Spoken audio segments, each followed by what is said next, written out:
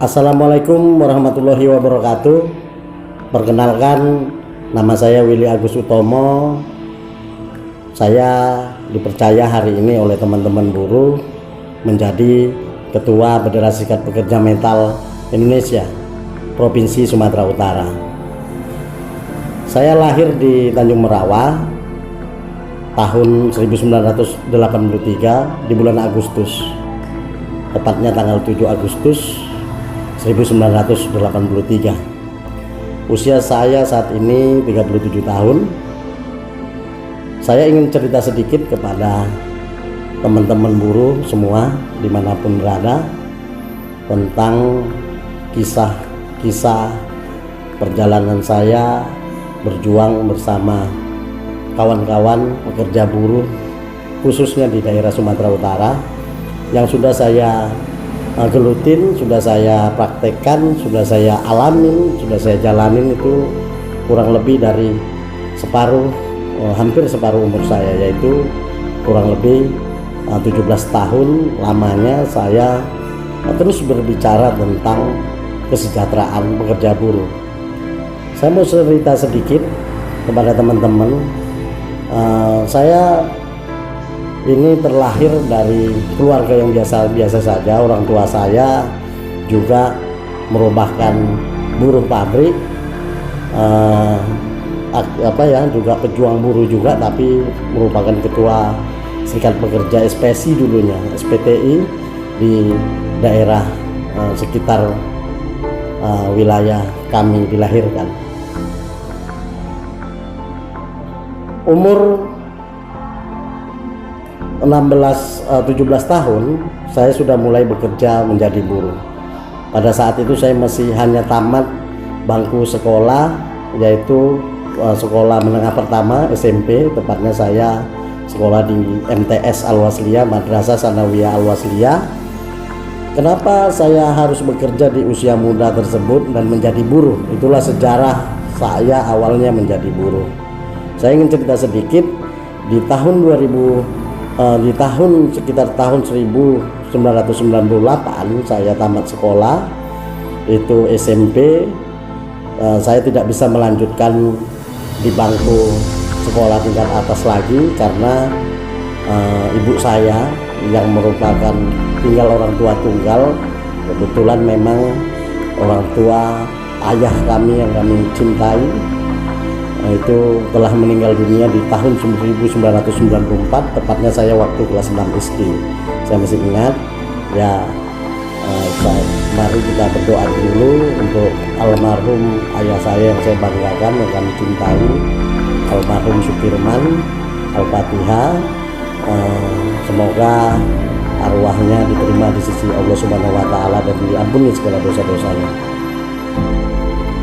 Berdasarkan dengan kondisi situasi pada saat itu, orang tua saya yang masih memiliki anak 5 orang, yaitu saya yang pertama. Jadi di bawah saya ada 4 orang adik kami yang masih juga relatif kecil-kecil, sehingga saya dulu yang besar diharapkan mampu untuk membantu orang tua menjadi tulang punggung bagaimana untuk keberlanjutan kehidupan yang harus ibu saya dan kami alamin untuk bagaimana bertahan hidup menghadapi cobaan tanpa ada seorang ayah.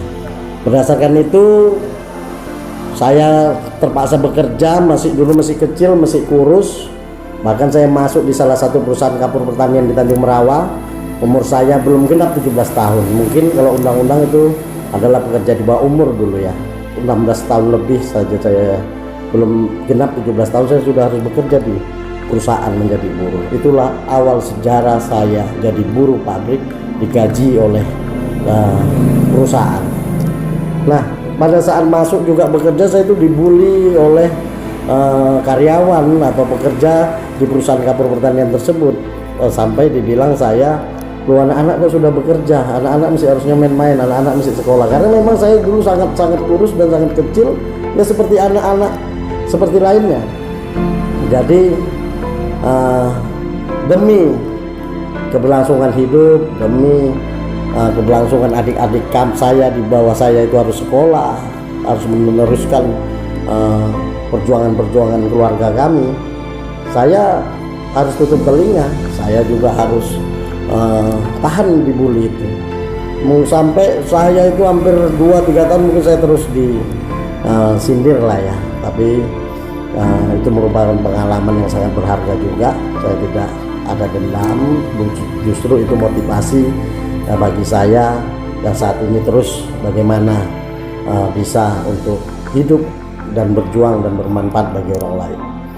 Singkat cerita, dari umur saya yang 16 sampai 17 tahun itu bekerja, tepatnya tahun 98, kemudian tahun 2000 saya mulai mengenal Serikat Pekerja. Saya itu masuk menjadi anggota Serikat Pekerja SPSI. Dulu di situ ada terbentuk SPSI dan saya akhirnya mendaftarkan diri menjadi anggota SPSI, hanya anggota biasa, ikut-ikutan, bahkan saya tidak terlalu aktif, tapi saya hanya membayar iuran tiap bulan. Saya nggak tahu apa itu SPSI, saya belum mengerti sekali. Nah, seiring jalan memang di dalam perusahaan itu dari saya bekerja itu banyak ya dugaan-dugaan dulu, pelanggaran-pelanggaran yang pelanggaran-pelanggaran yang hak normatif buruh itu belum terpenuhi secara sesuai aturan undang-undang kala itu. Di tahun 2000-an ada Serikat Pekerja terkesan juga tidak bisa memperjuangkan hak-hak buruh. Kami hanya bayar iuran dan tidak tahu apa yang harus diperjuangkan. Ketika kena masalah harus ada SP, di skorsing semena-mena, dan banyak pelanggaran-pelanggaran yang perjuangan seperti perjuangan normatif lainnya belum banyak dipenuhi di sana. Hingga akhirnya tahun 2004 ketika Serikat Pekerja itu juga mulai vakum karena ditinggalkan anggotanya karena dianggap tidak ada perjuangannya. 2004 saya memberanikan diri tanpa tahu saya itu apa Serikat Pekerja, karena ketidakadilan itu banyak terjadi di perusahaan tersebut, hingga akhirnya saya memprovokasi, ya bahasanya itu memprovokasi, kalau mungkin tuduhan perusahaan sebagai provokator. Kala itu dibilang saya melakukan pemogokan spontan, mogok kerja spontan karena ada perjuangan upah buruh yang rendah di sana, jam sostek belum ada, cuti, hak-hak cuti tidak ada, ketika sakit upahnya tidak dibayar. Jadi berdasarkan kumpulan-kumpulan penderitaan buruh di sana, saya tergerak hati untuk melakukan perlawanan tanpa di backing Serikat Pekerja. Akhirnya terjadi mogok kerja spontan itu. Satu hari itu saya ingat di tahun 2004 itu saya memimpin mogok kerja spontan. Akhirnya para buruh semua ikut dan beberapa poin tuntutan itu dipenuhi. Beberapa poin tuntutan dipenuhi, tapi alangkah mirisnya setelah dipenuhi, keesokan harinya kami harus menelan pil pahit. Ada yang dianggap 7 orang provokator, kami dilarang masuk bekerja, kami dianggap sebagai provokator buruh, sehingga kami diskorsing bahasanya pada saat itu sekitar 1 bulan tanpa dibayar gaji, dirumahkan tanpa dibayar gaji. Kami protes, tapi kami nggak tahu kemana karena kami tidak punya wadah serikat buruh. Saya coba ke pengacara, ke LSM pada saat itu tahun 2004, hingga akhirnya kami terpaksa harus menyerah, masuk kembali bekerja, membuat surat pernyataan tidak akan mengulangi kesalahan, syarat-syarat itu di atas materai. Apabila melakukan penghasutan lagi akan di PHK tanpa pesangon. Ya terpaksa karena tidak ada yang membela. Kemudian tahun 2004 juga saya tidak terima dan akhirnya saya ketemu dengan aktivis buruh, teman-teman aktivis buruh dari Serikat Buruh Medan Independen, serikat buruh lokal yang kala itu di Sumatera Utara, yang konsen berjuang terhadap hak-hak kaum buruh, yang militan, dan saya kira itu organisasi terbaik serikat buruh kala itu. Bersyukur saya ketemu itu. Di situ saya ketemu sosok Minggu Saragi, Baginda Arahap, Imas Yanturi, Sihol MT Huta Barat, kemudian Daniel Marbun, dan Lintang Berutu, dan banyak lagi teman-teman SBMI yang berdiskusi dengan saya untuk membentuk serikat pekerja di perusahaan tempat saya bekerja dan memperjuangkan hak-hak buruh yang kami belum terlaksana di perusahaan itu. Hingga akhirnya saya diajarin, saya membentuk pimpinan unit kerja di sana atau pimpinan basis kala itu namanya PBSBMI PT yang saya duduki, saya kerjakan pada saat itu. Hingga akhirnya pada tahun 2004 saya dipercaya teman-teman buruh di perusahaan itu menjadi ketua tingkat basis atau pimpinan unit kerja. Jadi di 2004 saya awal mula menjadi pimpinan buruh di tingkat pabrik, yaitu PBSBMI Serikat Buruh Medan Independen. Perjuangan banyak, mulailah satu tahun kemudian serikat pekerja di sana diakui, kemudian banyak tuntutan-tuntutan dipenuhi, semua tentang hak normatif pekerja telah dipenuhi, kemudian pengakuan serikat buruh, kami diakui untuk berdelegasi, negosiasi, membuat peraturan perjanjian bersama. Di situ ada pengakuan, termasuk di situ kita banyak belajar tentang apa? Tentang ilmu serikat pekerja, serikat buruh. Di SBMI juga kami diajarin pelatihan baik pelatihan kelas, pelatihan praktek, cukup banyak ya. Saya hampir 2 tahun setelah itu saya mengikuti seluruh pelatihan yang dilakukan oleh organisasi.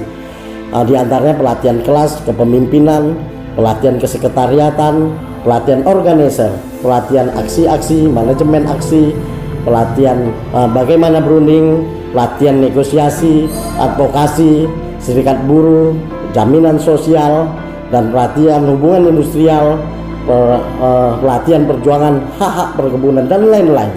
Tidak hanya pelatihan di kelas, tetapi juga pelatihan praktek langsung dengan diterjunkan ke lapangan, membagi brosur, mengorganisir para buruh, dan semua yang ada di tentang ketenaga kerjaan itu diajarin, dan saya dapat ilmu dari SBMI.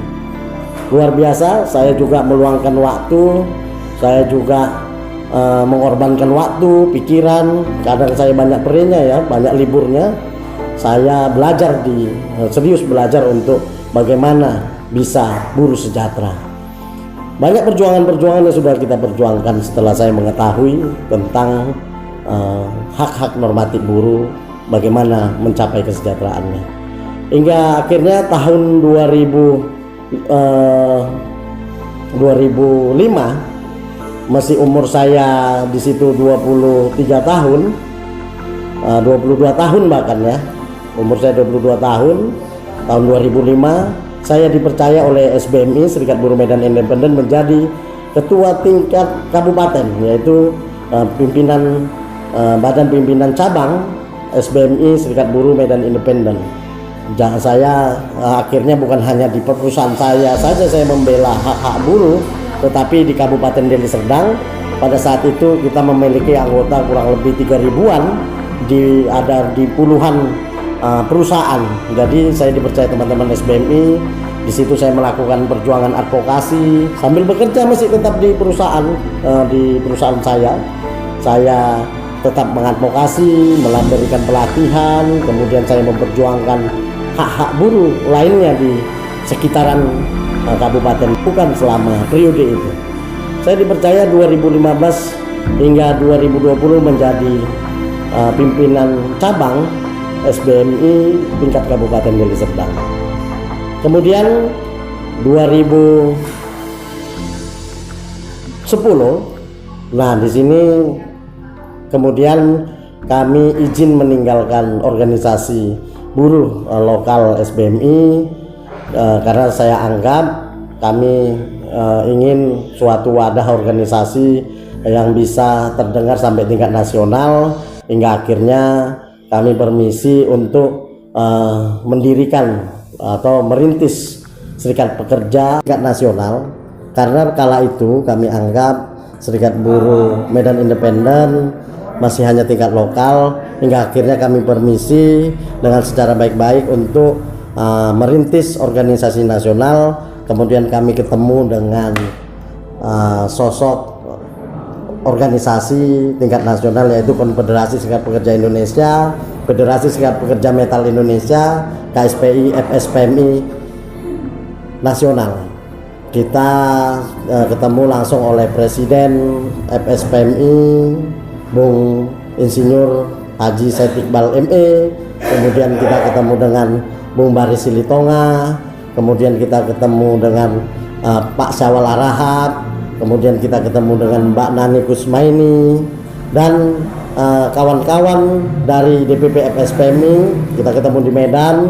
Akhirnya saya bersama Minggu Saragi bersepakat untuk membentuk sebuah wadah organisasi tingkat nasional di Sumatera Utara yang bernama Dewan Pimpinan Wilayah Federasi Serikat Pekerja Metal Indonesia Provinsi Sumatera Utara.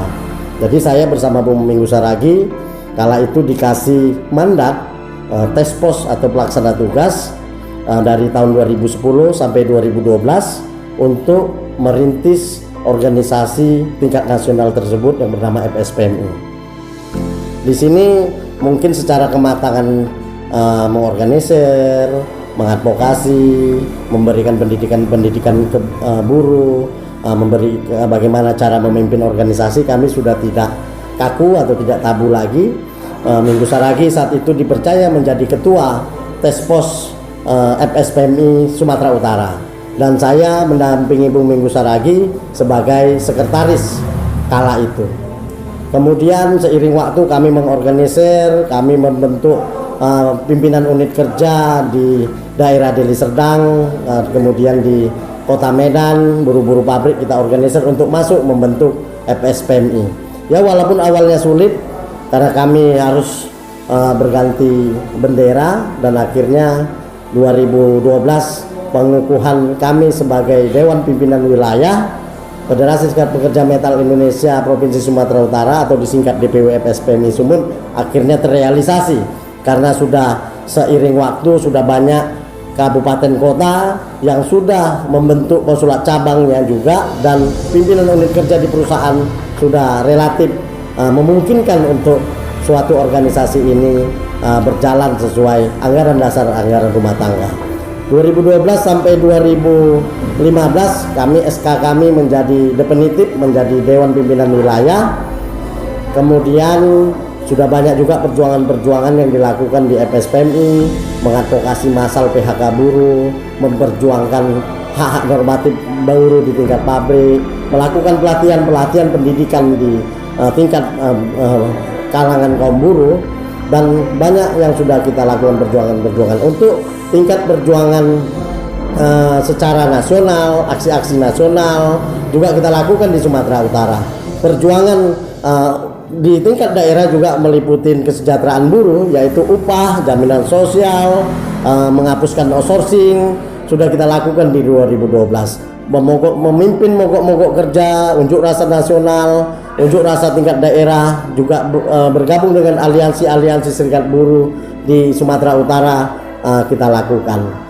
Hingga akhirnya sampai 2016 Bung Minggu Saragi sebagai Ketua DPW SPMI Sumatera Utara dipercaya oleh kita untuk duduk di perwakilan menjadi hakim pada pengadilan negeri perselisihan hubungan industrial, jadi menjadi hakim PHI. Dan alhamdulillah beliau dengan mungkin kecerdasannya, kepintarannya, dan kejeliannya berjuang bersama kaum buruh sehingga beliau lolos seleksi, baik seleksi administratif, seleksi secara tes dan interview, semua dilalui Bung Minggu Saragi, dan akhirnya dia lolos menjadi hakim ad hoc pada PHI Medan.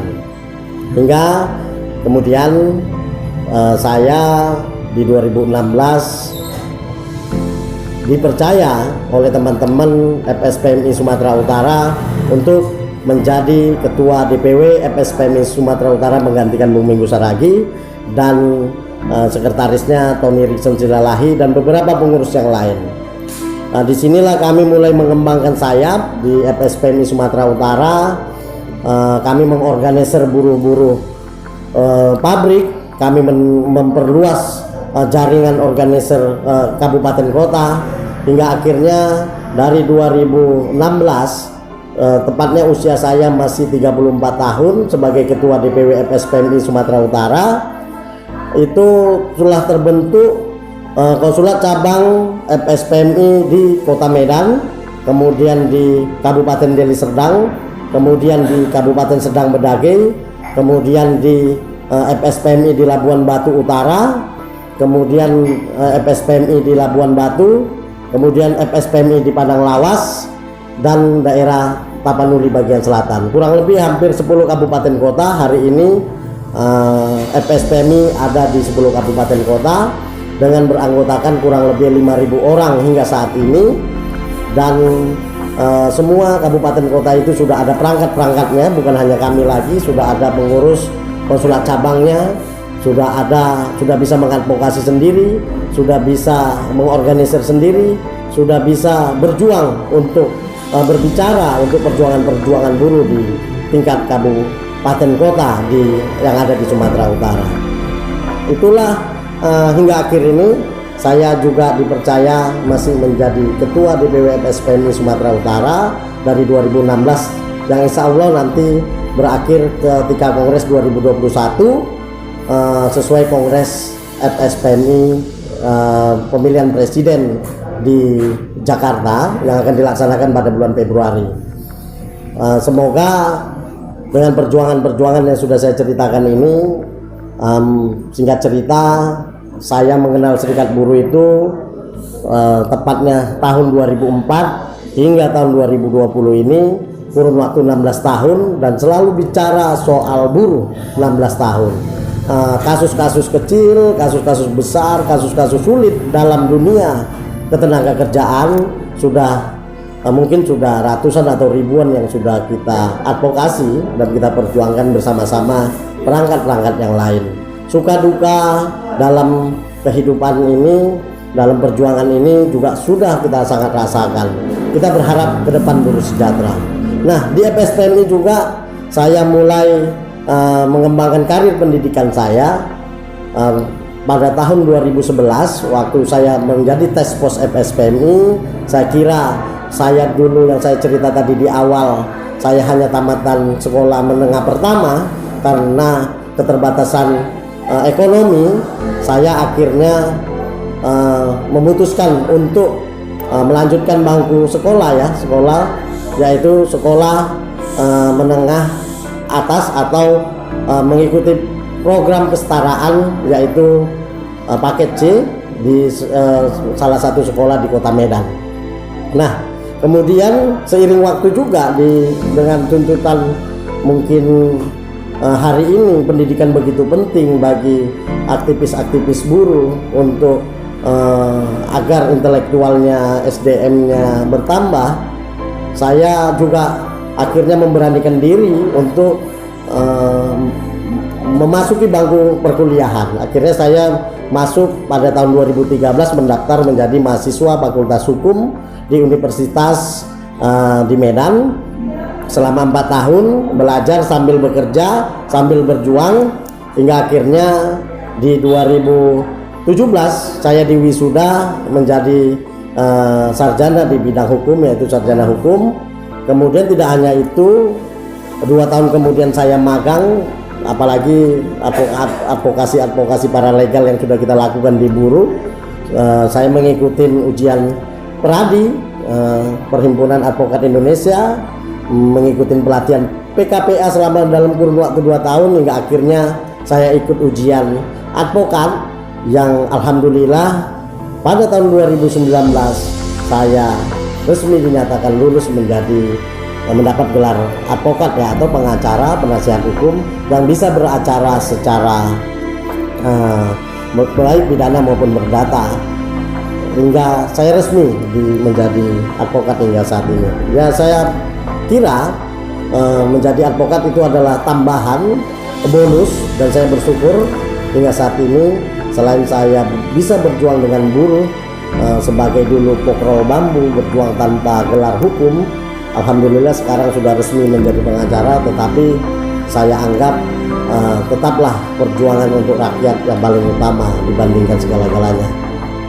Itu hanya bonus bagi saya, dan tetap bersyukur hingga saat ini FSPMI Sumatera Utara terus bergerak, terus berjuang untuk kesejahteraan dan keadilan bagi kaum buruh. Hingga saat ini kami masih bicara perjuangan buruh. Demikianlah cerita sejarah saya 16 tahun bicara tentang buruh. Kemudian kalau di FSPMI juga di SBMI kemarin dulu saya juga banyak menimba ilmu pelatihan. Setelah saya di SPMI juga banyak pelatihan-pelatihan yang sangat luar biasa yang belum pernah saya pelajari. Di SPMI saya bisa ketemu pelatihan kepemimpinan ya, Sespim namanya, sekolah kepemimpinan, dilatih seminggu di sana sebagai pemimpin gerakan buruh yang secara nasional mengundang seluruh buruh-buruh di provinsi yang ada di Indonesia, dilaksanakan oleh FSPMI. Kebetulan di FSPMI itu ada Sespim yang pertama. Alhamdulillah saya masuk ikut dalam Sespim pertama. Kemudian pelatihan internasional lainnya seperti ILO, pelatihan dari RSPO, dari internasional perkebunan yang dilakukan di Indonesia. Dan kemudian pada tahun 2017 juga mengikuti training atau pelatihan di luar negeri. Pada 2017 tepatnya bulan November, saya mewakili Indonesia khususnya FSPMI dikirim untuk diundang melakukan training di Korea Selatan, yaitu pelatihan pemimpin muda Serikat Pekerja Serikat Buruh se-Asia. Pada saat itu ada beberapa negara dan kami dilatih di sana selama 1 minggu di Korea Selatan, pelatihan di kelas, pelatihan di lapangan, kemudian kami mengunjungi perusahaan-perusahaan di Korea Selatan, terakhir ditutup dengan pelatihan aksi. Kami mengikuti aksi buruh Korea seminggu dan banyak pengalaman yang sangat luar biasa yang saya dapat dari pelatihan internasional ini, khususnya waktu dikirim FSPMI ke Korea Selatan. Nah, demikian singkat biografi dari saya. Hingga akhir ini saya hanya bisa berharap kepada kawan-kawan buruh, berpesan inti dari semua cerita ini, berserikatlah kita biar kita kuat. Saya juga buruh, saya hingga saat ini masih pekerja buruh di pabrik. Saya belum di PHK, tapi saya masih terus berjuang dengan buruh. Saya juga menjadi pimpinan Dewan Pimpinan Wilayah FSPMI Sumatera Utara setelah 16 tahun merintis gerakan buruh di Sumatera Utara.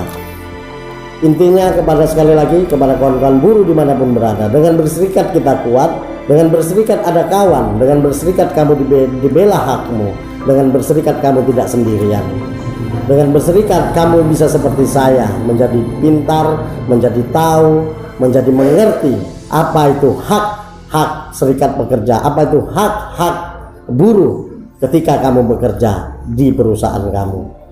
Demikian yang bisa saya, profil singkat yang bisa saya sampaikan di forum yang berbahagia ini. Terima kasih atas liputannya dari kawan-kawan media, dari kawan-kawan YouTuber tentang yang mengulas profil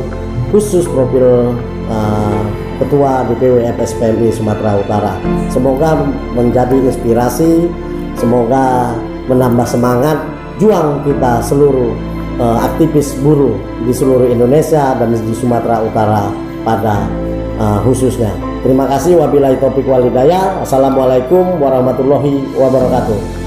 Hidup buruh, hidup buruh, hidup buruh.